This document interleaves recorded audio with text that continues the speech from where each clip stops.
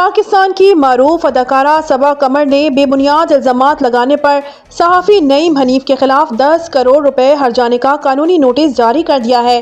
Report کے مطابق یہ اقدام اس وقت سامنے آیا جب صحافی نے ایک پوڈ کاسٹ کے دوران اداکارہ صبا قمر کے بارے میں بغیر ثبوت اور توہین آمیز الزامات عائد کیے۔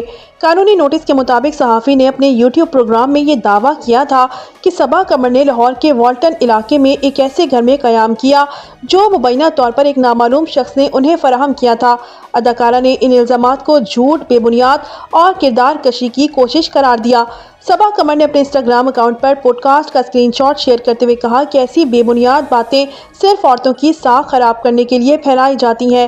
اداکارہ کی قانونی ٹیم کی جانب سے جاری کردہ نوٹس میں کہا گیا کہ اگر 7 روز کے اندر عوامی معافی نہ مانگی گئی اور متعلقہ مواد ڈیجیٹل پلیٹ فارم سے حذف نہ کیا گیا تو عدالت سے رجوع کیا جائے گا۔ اداکارہ نے اپنے مداحوں اور عوام سے اپیل کی ہے کہ وہ جھوٹی خبروں اور کردار کشی کے خلاف آواز بلند کریں اور ذمہ دار صحافت کو فروغ دینے میں اپنا کردار ادا کریں۔